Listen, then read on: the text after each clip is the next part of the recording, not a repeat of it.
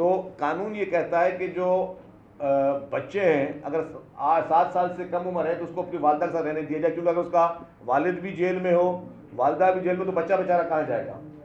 خدا نہ خواستہ اس کو کہاں رکھا جائے گا؟ تو ان کو بھی ان پریزن میں رکھا جاتا ہے، but not as a prisoner. تو یہ ہے قانون. اور یہ بھی بتا دوں کہ ان میں سے کوئی بھی شخص جیل میں حکومت کی ایما پہ نہیں ہے. یہ جب بھی کوئی انلیگل امیگرینٹ ہوتا ہے تو اس کو پولیس یا ایف آئی اے یا باقی ادارے جو ہیں وہ ان کو گرفتار کر کے لے کے جاتے ہیں کورٹس میں.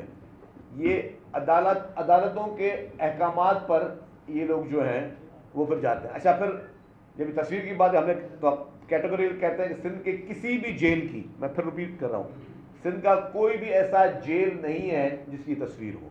کیونکہ لیٹس سپوز اگر کوئی فیملی اریسٹ ہوئی ہے، ایلیگل امیگرینٹ ہیں وہ، اور وہ میں پھر وہ کہہ رہا ہوں کہ اس کو کسی ایک اس پہ زمرے پہ نہ لے کے جایا جائے.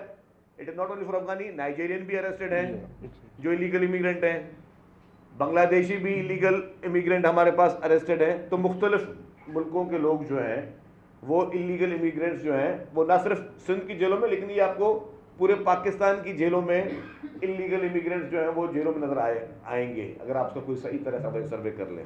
تو میرا مقصد ہوگا کہ آپ بھلے جا کے وہاں پہ اس کو بلر کر کے وہ دیکھ لیجئے گا، اور تاکہ اور آپ قوم کو دکھائیں، پورے پاکستان کو دکھائیں کہ جی سندھ میں کوئی اس طریقے سے خدا نہ خواستہ کا سلوک جو ہے وہ کسی کے ساتھ نہیں کیا جاتا. دیکھیں جی، میرے خیال سے آج ہم ایک نہایتی اہم موضوع پہ بات کر رہے ہیں، اور اس میں اگر ایک پاکستان کے فضول ترین انسان، بیوقوف ترین انسان، اور ایک شخص جو کہ اس ملک کو ڈبونے کے چکر میں ہے اور پوری قوم اس ملک کو بچانے کے چکر میں ہے.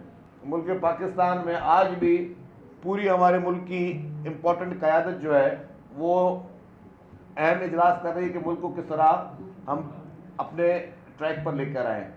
اور اسی جگہ پر وہ شخص آج اس نے کوئی اعلان کیا کہ سارے ملک میں احتجاج کرو، دھرنے کرو. مطلب وہ پاگل شخص ہے، وہ بیوقوف شخص ہے، وہ پاکستان کا کبھی ساتھی نہیں تھا، پاکستان کا بھی ہمدرد نہیں تھا، اس کو پاکستان کے ساتھ کوئی محبت نہیں ہے.